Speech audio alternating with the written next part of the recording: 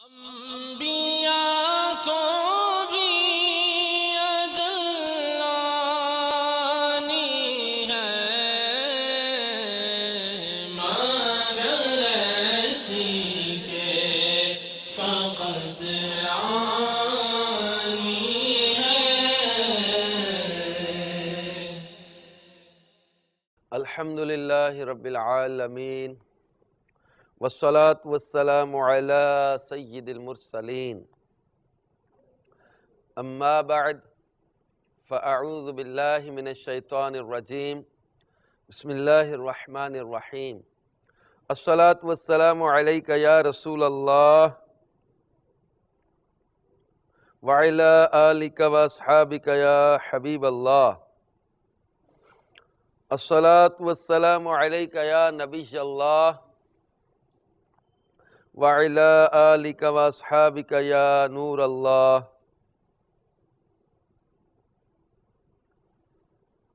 سرکار نامدار، رسولوں کے سردار، شفیع روز شمار، جناب احمد مختار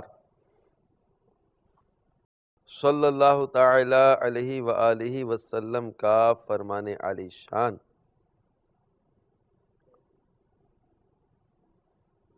جو شخص مجھ پر درود پاک پڑھنا بھول گیا وہ جنت کا راستہ بھول گیا۔ صلو علی الحبیب صلی اللہ تعالی علی محمد وعلی آلہ وصحبہ وبارک وسلم۔ میٹھے میٹھے اسلامی بھائیوں اور مدنی چینل کے ناظرین، اچھی اچھی نیتوں کے ساتھ ہمارے ساتھ سلسلے میں آپ بھی شامل رہیے کہ ہمارے سلسلے میں ہوتا ہی اللہ کے انبیاء کرام کی زندگیوں کے اہم واقعات کا تذکرہ، اور اب نبی کریم رؤوف الرحیم صلی اللہ تعالی علیہ وآلہ وسلم کے سفر معراج کا ہم تذکرہ کر رہے ہیں کہ یہ روئے زمین پر سب سے اہم واقعات میں اگر اس کو شمار کیا جائے، کیونکہ یہ کسی اور کے لیے دیدار الہی بیداری کے عالم میں ممکن ہی نہیں نبی کریم صلی اللہ تعالی علیہ وآلہ وسلم کے سوا۔ تو یہ خصوصیت ہے نبی کریم صلی اللہ تعالی علیہ وآلہ وسلم کی کہ اللہ تبارک و تعالی نے آپ کو اپنا دیدار عطا فرمایا، اپنا قرب خاص عطا کیا۔ جناب موسیٰ علی نبینا علیہ السلام پر جو راستے بند تھے وہ اللہ تبارک و تعالی نے اپنے محبوب علیہ السلام کے لیے کھول دیے۔ سید اعلیٰ حضرت امام اہل سنت اپنے قصیدہ معراج میں کیا خوب کہتے ہیں: یہی سماعت تھا کہ پیک رحمت خبر یہ لایا کہ چلیے حضرت تمہاری خاطر کشادہ ہیں جو کلیم پر بند راستے تھے۔ بڑھے محمد کریم ہو احمد قریب آسر ورے ممجد نثار جاؤں۔ یہ کیا ندا تھی، یہ کیا سما تھا، یہ کیا مزے تھے، تبارک اللہ شان تیری تجھی کو زیبا ہے بے نیازی، کہیں تو وہ جوش لن ترانی، کہیں تقاضے وصال کے تھے۔ خرد سے کہہ دو کہ سر جھکا لے، گماں سے گزرے گزرنے والے، پڑے ہیں یا خود جہت کو لالے، کسے بتائے کدھر گئے تھے۔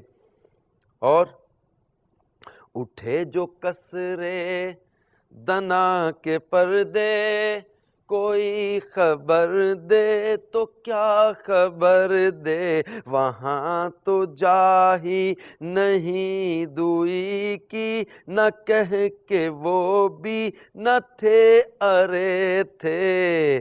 حجاب اٹھنے میں لاکھوں پردے، ہر ایک پردے میں لاکھوں جلوے، عجب گھڑی تھی کہ وصل و فرقت جنم کے بچھڑے گلے ملے تھے، وہی ہے اول وہی ہے آخر، وہی ہے باطن وہی ہے ظاہر، اسی کے جلوے اسی سے ملنے، اسی سے اس کی طرف گئے تھے۔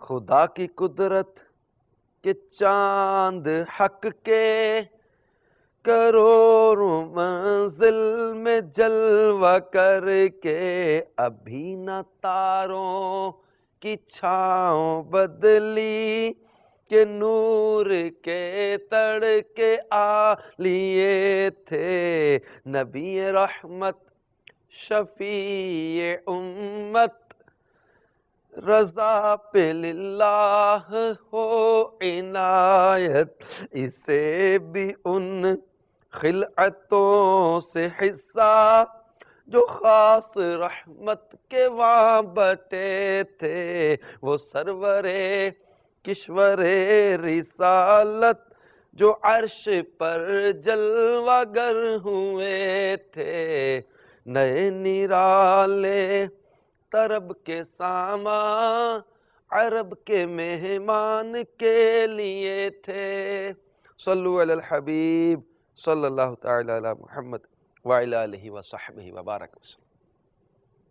تو میٹھے میٹھے اسلام بھائی اور مدنی چینل کے ناظرین، نبی کریم صلی اللہ تعالی علیہ وآلہ وسلم کا رب تعالیٰ کا دیدار کا پانا، قرب خاص کا پانا، فَأَوْحَىٰ إِلَىٰ عَبْدِهِ مَا أَوْحَىٰ، وہی خاص کا پانا، رب کا کلام بلا واسطہ سننا، دیدار الہی کرنا، بہت سارے کمالات اور شانیں اس رات جو عطا کی گئیں، پھر 50 نمازوں کا تحفہ، بار بار بارگاہ رسالت میں جناب موسیٰ علیہ السلام مشورہ پیش کرتے تو حضور علیہ السلام رب تعالیٰ کی بارگاہ میں حاضر ہوتے، 5 کر کے نمازیں کم ہوئیں، 5 رہ گئیں، پھر اس کے بعد جنت کی سیر کی، جنت کے کئی معاملات کو دیکھا، بلکہ ایک دن فرمایا بلال تم کیسا عمل کرتے ہو کہ میں نے معراج کی رات اپنے آگے آگے تمہارے قدموں کی آواز کو سنا۔ عجیب منظر تھا۔ تو میرے آقا مدینے والے مصطفیٰ صلی اللہ تعالی علیہ وسلم نے نہر کوثر کا خوب منظر دیکھا کہ ایک نہر پر تشریف لائے جس کے کناروں پر جوفدار موتیوں کے خیمے تھے، مٹی خالص مشک کی تھی۔ جبریل نے عرض کی یہ کوثر ہے جو آپ کے رب نے آپ کو عطا فرمائی۔ جنت کی سیر کے بعد آپ نے جہنم کے مناظر بھی دیکھے اور ان کو بیان بھی فرمایا، جنت کے کئی واقعات کو بیان کیا، جہنم کے کئی واقعات کو بیان کیا، اور معراج کی رات ہی آپ نے بے نمازی کی سزا کو بھی دیکھا، قرآن یاد کر کے بھلا دینے والا، جھوٹی قسم، سود کھانے والے، یتیم کا مال کھانے والے، اس طرح بدکاریاں کرنے والوں، ان کے انجام کو بھی ملاحظہ فرمایا اور آ کر بیان کر دیا کہ یہ سزائیں، یہ عذاب ان کو دیے جا رہے ہیں۔ اور پھر جب واپسی کا سفر شروع ہوا تو واپس آتے ہوئے آپ آسمان دنیا پر تشریف لائے اور اس کے نیچے نظر فرمائی تو وہاں گرد و غبار، شور و غوغا اور دھواں تھا۔ اب انہوں نے جبریل یہ کیا ہے؟ عرض کیا یہ شیاطین ہیں جو بنی آدم کی آنکھوں پر منڈلاتے رہتے ہیں تاکہ وہ زمین و آسمان کی بادشاہی میں غور و فکر نہ کر سکیں۔ اگر یہ گرد و غبار وغیرہ نہ ہوتا تو لوگ کائنات کے عجائبات دیکھتے۔ مکہ مکرمہ کے راستے میں آپ نے قریش کے 3 تجارتی قافلے بھی ملاحظہ فرمائے۔ اب سرکار مدینہ صلی اللہ تعالی علیہ وآلہ وسلم نے واپسی پر آ کر معراج کے واقعے کو بیان کر دیا۔ اب میرے پیارے پیارے اسلامی بھائی اور مدنی چینل کے ناظرین، اصل میں واقعہ معراج جو ہے نا، انسانی عقل سے ماورا ایک ایسا کام ہے جو انبلیویبل کام ہے. مثلا اب انسانی عقل کے لیے یہ بڑا ہی دشوار اور بڑا ہی مشکل مرحلہ ہے کہ ایک ایسی بات کو تسلیم کرنا، ایک ایسی بات کو مان لینا کہ وہ رات کے قلیل حصے میں مسجد الحرام سے یعنی مکہ المکرمہ سے فلسطین جائے، پھر آسمانوں پہ. اب جب سرکار مدینہ صلی اللہ تعالی علیہ وآلہ وسلم نے آ کر اعلان معراج کیا، اللہ تبارک و تعالیٰ نے مجھے معراج کا شرف عطا کیا، یعنی یہ آپ نے واقعہ معراج کو جو بیان کیا، تو اس پر کفار نے بہت شور مچایا. اور اب بھی کئی ذہنوں میں ابھی تک شیطان وسوسے ڈالتا ہے کہ معراج جسمانی تھا یا روحانی، کہنے کا خواب ہے. اب کفار کا شور کرنا یہ بھی اس بات کی دلیل ہے کہ نبی کریم صلی اللہ تعالی علیہ وآلہ وسلم کو اللہ تبارک و تعالیٰ نے جسمانی معراج عطا کیا. کیونکہ معراج اگر صرف خواب کی بات ہوتی تو اتنا شور نہیں کیا جاتا، کہ خواب میں کہیں بھی انسان چلا جاتا ہے. لیکن کفار کا شور اور اعتراض بھی اس بات کی دلیل ہے کہ نبی کریم صلی اللہ تعالی علیہ وسلم نے جسمانی معراج کا دعویٰ کیا تھا کہ میں گیا ہوں اور راتوں رات سیر کر کے آ گیا. دیکھیے اللہ تبارک و تعالیٰ نے حضرت عیسیٰ علیہ السلام کو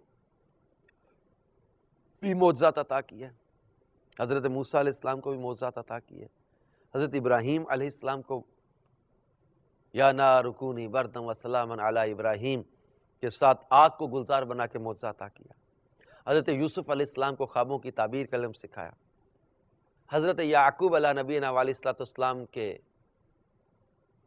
پاس جب جناب یوسف علیہ نبینا علیہ السلام کی قمیص لائی گئی تو ان کی قمیص آنکھوں پر رکھتے ہی آنکھوں کی بینائی واپس آ گئی، جو ضعف تھا نظر کا وہ دور ہو گیا.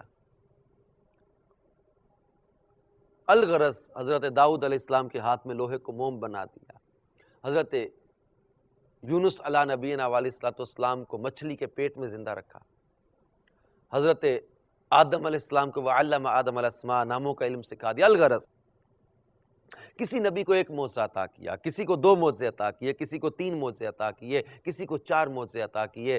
الغرض انبیاء کرام کو وقت، حالات اور اس دور کے معاملات کے مطابق معجزات عطا کیے.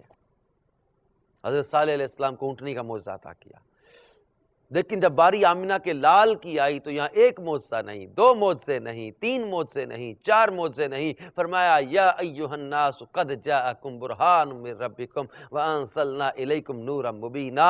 اے لوگو تمہارے رب کی طرف سے برہان یعنی روشن دلیل سراپا معجزہ آ گئے. اور نبی تھے جن کو اللہ تعالیٰ نے معجزے عطا کیے، اور ہمارے کریم آقا صلی اللہ تعالی علیہ وآلہ وسلم کو اللہ نے سراپا معجزہ بنا دیا.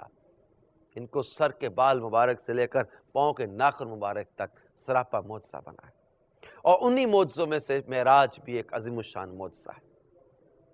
تو میرے پیارے پیارے اسلامی بھائیوں اور مدنی چینل کے ناظرین، اب جب نبی کریم صلی اللہ تعالی علیہ وآلہ وسلم نے معراج کا تذکرہ فرمایا کہ اللہ تعالیٰ نے مجھے معراج کا شرف عطا کیا، تو اس پر کفار کا شور کرنا، کفار کا جو ہے وہ واویلا کرنا، اب ابو جہل نے اس پر بہت زیادہ شور شرابہ کیا. لیکن سیدنا صدیق اکبر رضی اللہ تعالیٰ عنہ کا ایمان افروز جواب بھی تاریخ میں محفوظ ہے کہ جب صدیق اکبر رضی اللہ تعالیٰ عنہ سے ابو جہل نے کہا کہ ابو بکر اگر کوئی یہ کہے کہ میں رات ہی رات میں مکے سے فلسطین گیا، رات میں واپس آ گیا. وہ دور تھا 1 مہینہ جانے کا سفر، 1 مہینہ آنے کا سفر، اور وہ گھوڑے، اونٹ یا پیدل سفر کا دور تھا. تو ان کے لیے ایک بہت ہی ناقابل یقین بات تھی، اور کئی لوگ اس وقت منکر ہو گئے تھے، ان کی عقل میں یہ بات ہی نہ آئی. لیکن وہ چونکہ کامل ایمان والے نہیں تھے، صدیق اکبر رضی اللہ تعالیٰ عنہ سے جا کر جب ابو جہل نے کہا کہ ابو بکر کیا ایسا ہو سکتا ہے کوئی رات ہی رات میں مکے سے فلسطین جائے واپس بھی آ جائے؟ اب ابو جہل بار بار یہ کہتا ہے کہ ایسا ہو سکتا ہے. اگر کوئی ایسا کہے تو وہ جھوٹا ہے کہ نہیں ہے؟ اب سیدنا صدیق اکبر فرماتے ہیں کہتا کون ہے؟ اور اس نے کہا ابو بکر پھر تیرا دوست صبح صبح یہ باتیں کر رہا ہے کہ آج رات میں فلسطین گیا واپس آیا. تو سیدنا صدیق اکبر رضی اللہ تعالیٰ عنہ فرماتے ہیں اگر میرے آقا صلی اللہ تعالی وسلم یہ فرماتے ہیں تو سچ فرماتے ہیں. میں گواہی دیتا ہوں کہ وہ یہ سفر کر کے آئے ہیں. تو یہ ہے عشق، یہ ہے محبت کہ میرے محبوب جو فرمائیں وہ حق ہے. کیونکہ حضرت صدیق اکبر رضی اللہ عنہ فرماتے ہیں اگر وہ اس سے بھی آگے کی بات کریں تو میں اس کی بھی تصدیق کرتا ہوں. اس پر ان کو صدیق اکبر کا لقب ملا. تو میرے پیارے اسلام بھائی اور مدنی چینل کے ناظرین، کفار نے نشانیاں مانگی کہ اب ہمیں نشانی دیں کہ آپ فلسطین گئے ہیں، مسجد اقصی کی طرف گئے ہیں. کیونکہ وہ جانتے تھے کہ نبی کریم صلی اللہ تعالی علیہ وآلہ وسلم ظاہری طور پر آپ نے فلسطین کا یعنی مسجد اقصی کی طرف کا سفر نہیں کیا ہوا. اس لیے انہوں نے کہا کہ وہ لوگ جو فلسطین جا چکے تھے، مسجد اقصی جنہوں نے دیکھی ہوئی تھی ان کو بھی بلا لیا. اب انہوں نے مسجد اقصی کے بارے میں سوالات شروع کر دیے، نشانیاں پوچھنے لگے. بعض باتوں میں آپ کو کچھ شبہ ہوا ہے، توجہ شریف طرف نہ تھی، تو اللہ تبارک و تعالی نے آپ کے سامنے بیت المقدس کو، مسجد اقصی کو آپ کے سامنے دار عقیل کے پاس رکھ دیا، اور جو جو وہ پوچھتے گئے آپ دیکھ دیکھ کر ارشاد فرماتے گئے. اس پر وہ لوگ پکار اٹھے جنہوں نے مسجد اقصی کو دیکھا ہوا تھا کہ جہاں تک نشانیوں کا تعلق ہے خدا کی قسم وہ بالکل درست ہے. اب اپنے قافلوں کے بارے میں انہوں نے پوچھنا شروع کیا جو دوسرے ملکوں سے تجارت کر کے واپس آ رہے تھے. سرکار عالی وقار محبوب رب غفار صلی اللہ تعالی علیہ وآلہ وسلم نے انہیں قافلوں کے متعلق بتایا اور ان کے آنے کے وقت اور مقام کے بارے میں بھی خبر دی. سب کچھ آپ کے فرمان کے موافق واقع ہوا. اس پر بجائے اس کے کہ وہ آپ پر ایمان لاتے، الٹا آپ پر جادوگری کی تہمت لگانے لگے. تو میٹھے میٹھے اسلامی بھائی اور مدنی چینل کے ناظرین، خوش نصیب لوگوں نے واقعہ معراج کی تصدیق کی، اور وہ بدبخت جو تھے وہ ساری نشانیاں پوچھنے کے بعد بھی جادوگری کی تہمت لگاتے رہ گئے. آنکھ والا تیرے جوبن کا نظارہ دیکھے، دیدہ کور کو کیا ہے نظر وہ کیا دیکھے. تو واقعہ معراج کو بیان کرنے کے بعد اگر ہم اس پر غور و فکر کرتے ہیں تو کئی مدنی پھول ہمارے سامنے واضح ہوتے ہیں کہ سرکار مدینہ صلی اللہ تعالی علیہ وآلہ وسلم نے اس سفر میں راستے میں 3 مقامات پر نماز پڑھی.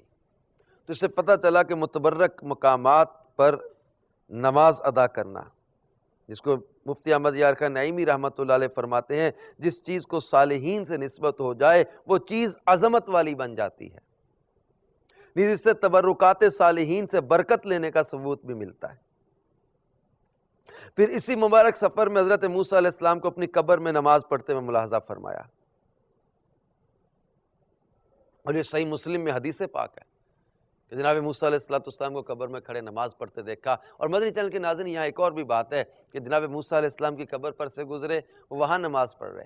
مسجد اقصی میں پہنچے، وہاں جناب موسیٰ موجود. چھٹے آسمان پر پہنچے، وہاں جناب موسیٰ موجود. تو ایک جسم کا ایک وقت میں کئی مقامات پہ ہونا واقع معراج سے بھی ثابت ہو رہا ہے. پھر سرکار مدینہ صلی اللہ تعالی علیہ وآلہ وسلم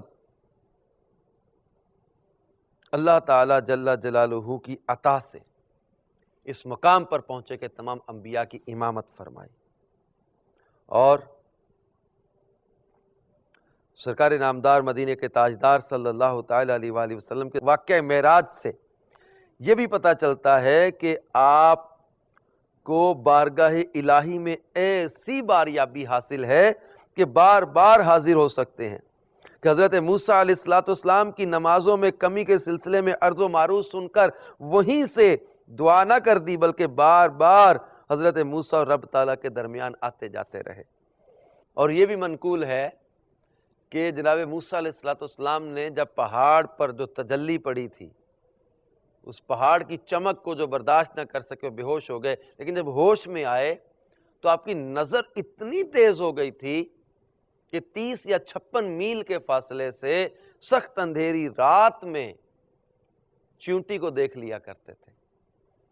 تو بزرگوں نے اس کو بیان کرتے ہوئے ارشاد فرمایا کہ جناب موسیٰ علیہ السلام جو پہاڑ پر پڑنے والی تجلی، اس کی چمک کو دیکھ نہیں سکے، پڑی چمک برداشت نہ کر سکے، بے ہوش ہو گئے، لیکن ان کی نظر اتنی تیز ہو گئی تو جناب مصطفیٰ صلی اللہ تعالیٰ علیہ وآلہ وسلم جنہوں نے معراج کی رات بار بار اپنے رب کا دیدار ان سر کی آنکھوں سے کیا ہے، جناب موسیٰ پہاڑ پر پڑنے والی چمک کو دیکھ بھی نہ سکے، اتنی نظر تیز ہو جائے چمک پڑنے سے، لیکن میرے مصطفیٰ جان رحمت صلی اللہ تعالیٰ علیہ وسلم جنہوں نے عین ذات باری کا جو ہے وہ مشاہدہ کیا ہے، عین ذات باری کا دیدار کیا ہے، ان کی نظر کی وسعت کا عالم کیا ہوگا، ان کی نظر کی تیزی کا عالم کیا ہوگا، ان کی نظر کی جو ہے وہ چمک دمک کا عالم کیا ہوگا۔ کیوں نہ سرکار مدینہ صلی اللہ تعالیٰ علیہ وسلم اپنے غلاموں کو ملاحظہ فرماتے ہوں گے، کیوں نہ اپنے غلاموں پر نظر کرم فرماتے ہوں گے۔ یہی تو فرمایا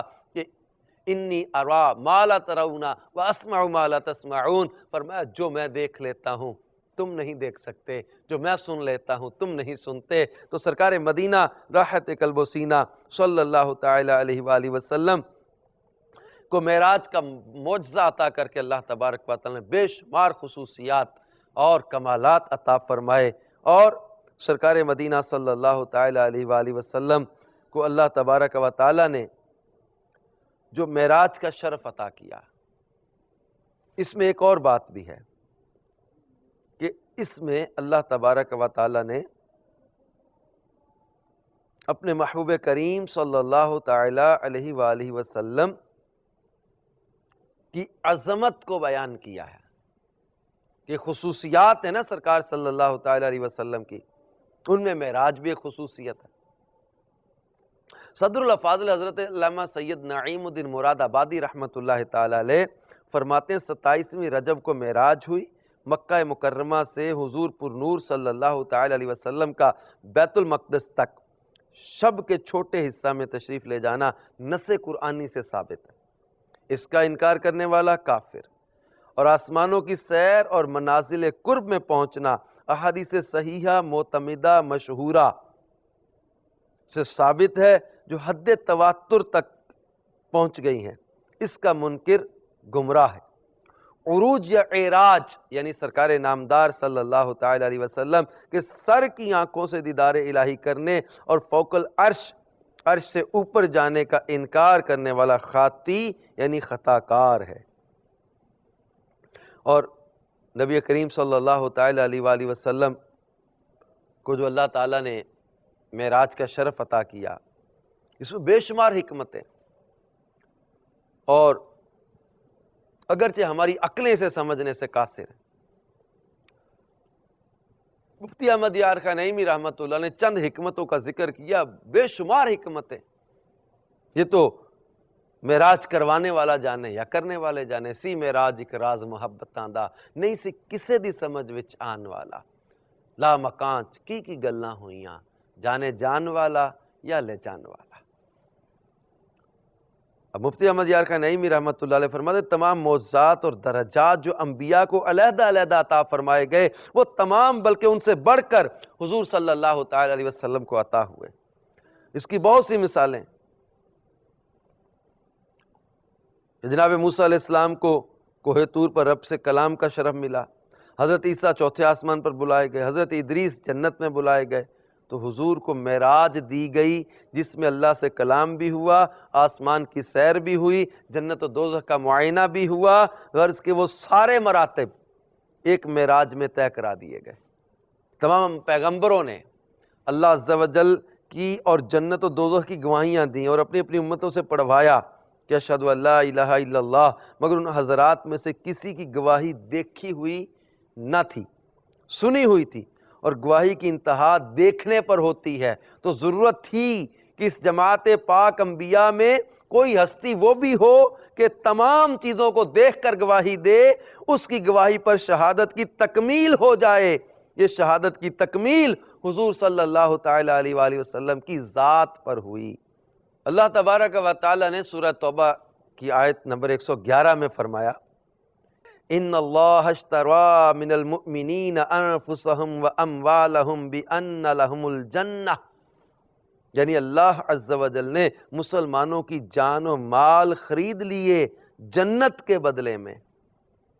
اب میرے مدنی چینل کے ناظرین، اللہ تعالیٰ مسلمانوں کی جان و مال کا خریدار، مسلمان فروخت کرنے والے، اور یہ سودا ہوا حضور صلی اللہ تعالی علیہ وسلم کی معرفت سے، اور جس کی معرفت سے سودا ہو وہ مال کو بھی دیکھے اور قیمت کو بھی۔ تو فرمایا گیا ہے محبوب تم نے مسلمانوں کے جان و مال تو دیکھ لیے، آؤ جنت کو بھی دیکھ لو، اور غلاموں کی عمارتیں اور باغات وغیرہ بھی ملاحظہ کر لو، بلکہ خریدار کو بھی دیکھ لو، یعنی خود پروردگار کی ذات کو بھی دیکھ لو۔ تو یہ جو اللہ تعالیٰ کے محبوب صلی اللہ تعالی علیہ وسلم کا سفر معراج ہے، یہ ان مشاہدات کے لیے بھی۔ پھر حضور صلی اللہ تعالی علیہ وسلم تمام مملکت الہیہ کے بعطائے الہی مالک ہیں، اسی لیے جنت کے پتے پتے پر حوروں کی آنکھوں میں غرض کے ہر جگہ لکھا ہوا ہے لا الہ الا اللہ محمد رسول اللہ صلی اللہ تعالی علیہ وسلم، یعنی یہ چیزیں اللہ کی بنائی ہوئی ہیں اور محمد صلی اللہ تعالی علیہ وسلم کو دی ہوئی ہیں۔ ابھی تو اعلیٰ حضرت کہتے ہیں میں تو مالک ہی کہوں گا کہ ہو مالک کے حبیب، یعنی محبوب و محب میں نہیں میرا تیرا۔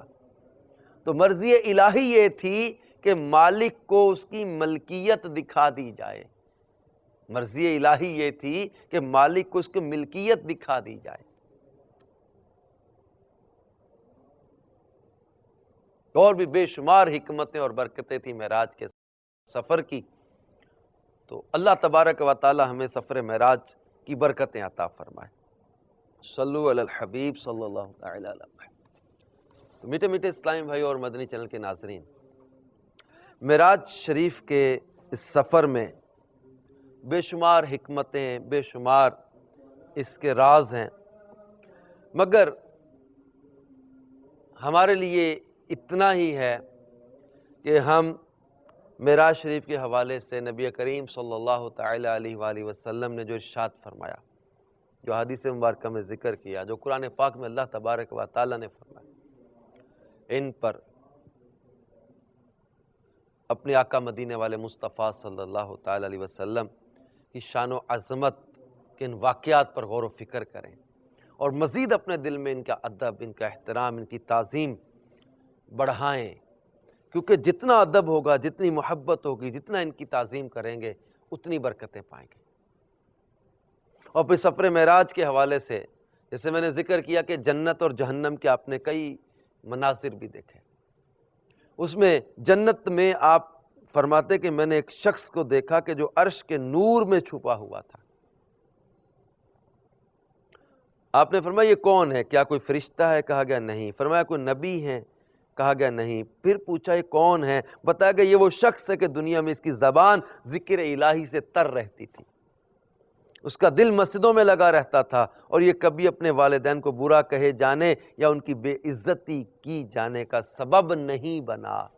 مسجد سے دل لگانے والے، اللہ کے ذکر سے زبانوں کو تر رکھنے والے، اور والدین کے لیے برائی کا سبب بننے سے بچنا، یہ تینوں اعمال رب تعالیٰ کی بارگاہ میں بہت ہی محبوب۔ پھر اسی طرح آپ نے زبرجد اور یاقوت کے خیمے دیکھے، اور سرکار مدینہ صلی اللہ تعالی علیہ وآلہ وسلم نے صدیق اکبر رضی اللہ تعالی عنہ کا ایک محل بھی دیکھا۔ پھر اسی طرح آپ نے جو ہے وہ بلند و بالا محلات دیکھے، اور پوچھا جبریل یہ کن کے لیے ہیں؟ کہا کہ یہ غصہ پینے والوں، لوگوں سے عفو درگزر کرنے والوں کے لیے ہیں، اور اللہ عز و جل احسان کرنے والوں کو پسند فرماتا ہے۔ تو نیکیاں اس کا صلہ جنت اور اس کے جو ہے وہ انعام و اکرام۔ اسی طرح گناہ جو ہیں ان کا انجام دوزخ۔ عذاب الہی کے کئی معاملات آپ نے دیکھے، اپنا ہی گوشت کھانے والے لوگوں کو دیکھا۔ یہ کون لوگ تھے؟ یہ جو ہے وہ غیبتیں اور عیب جوئی کرنے والے۔ مردار خور جہنمی کو دیکھا، یہ لوگوں کا گوشت کھاتے، غیبت کرتے۔ سینوں سے لٹکے ہوئے لوگ دیکھے، یہ منہ پر عیب لگانے والے اور پیٹھ پیچھے برائی کرنے والے۔ تانبے کے ناخن سے اپنے چہروں اور سینوں کو نوچنے والے کو دیکھا۔ یہ لوگوں کا گوشت کھاتے یعنی غیبت کرتے، ان کی عزت خراب کرتے، تو ان پر خارش کا عذاب مسلط تھا۔ یہ جہنم کے مناظر دیکھے۔ اسی طرح معراج کی رات آپ نے سود خور کو بھی عذاب میں مبتلا دیکھا کہ جو نہر میں تیرتے ہوئے پتھر نگل رہا تھا، کہ سود خوروں کے پیٹ کے اندر سانپ باہر سے نظر آ رہے تھے۔ سر کچلے جانے کا عذاب دیکھا کہ وہ لوگ جو سر نماز سے جن کے بوجھل ہو جاتے تھے، ہونٹ آگ کی کینچیوں سے کاٹے جا رہے تھے، یہ کون؟ بے عمل واعظین۔ پھر آگ کی شاخوں سے لٹکے ہوئے لوگوں کو دیکھا، یہ وہ لوگ جو دنیا میں اپنے والدین کو گالیاں دیتے تھے۔ بدبودار گوشت کھانے والے لوگ دیکھے۔ کچھ ایسے لوگوں پر سے گزر ہوا جن کے سامنے کچھ ہنڈیوں میں پکا ہوا عمدہ قسم کا اور کچھ میں کچا گندا اور خراب گوشت رکھا ہوا۔ یہ لوگ پکے ہوئے پاکیزہ گوشت کو چھوڑ کر کچا اور بدبودار گندا گوشت کھا رہے تھے۔ بتایا گیا یہ وہ شخص ہے جس کے پاس حلال بیوی تھی، مگر یہ اسے چھوڑ کر خبیث عورت کے پاس جاتا اور رات بھر ٹھہرا رہتا، اور یہ وہ عورت ہے جو حلال و طیب مرد کے نکاح میں ہونے کے باوجود خبیث مرد کے پاس جاتی اور رات بھر اس کے پاس ٹھہری رہتی۔ الٹے لٹکے ہوئے لوگ دیکھے، بدکاری کرنے والوں کا انجام۔ اسی طرح معراج کی رات آپ نے کچھ ایسے لوگ بھی دیکھے جن کے ہونٹ اونٹ کے ہونٹوں کی طرح بڑے بڑے تھے۔ ان پر ایسے افراد مقرر تھے جو ان کے ہونٹ پکڑ کر آگ کے بڑے بڑے پتھر ان کے منہ میں ڈالتے اور ان کے نیچے سے نکلتے۔ یہ کون لوگ؟ یہ جبریل امین نے یہ آیت پڑھ کر عرض کیا، الذین یأکلون اموال الیتامی ظلما انما یأکلون فی بطونہم نارا، جو یتیموں کا مال ناحق کھاتے ہیں تو وہ اپنے پیٹ میں نیری آگ بھرتے ہیں۔ خاردار گھاس اور تھوہر کھانے والے کا عذاب دیکھا، یہ وہ لوگ جو اپنے مالوں کی زکوٰۃ نہیں دیتے تھے۔ تو میرے میٹھے میٹھے اسلامی بھائی اور مدنی چینل کے ناظرین، سرکار مدینہ صلی اللہ تعالی علیہ وآلہ وسلم نے سفر معراج کے واقعہ کو خود بیان فرمایا، اور جنت اور دوزخ کے کچھ مناظر بھی یہاں پر ہم نے ذکر کیے جو نبی کریم صلی اللہ تعالی علیہ وسلم نے ذکر فرمائے، ان کا خلاصہ یہاں ہم نے پیش کیا۔ تو اب ہمیں ڈر جانا چاہیے، سچی پکی توبہ کر لینی چاہیے۔ واقعہ معراج کو بیان کرنا صرف اور صرف ایک واقعے کو نہ لیں، اس کے اندر بہت ساری حکمت اور بہت سارے مدنی پھول بھی تو ہیں۔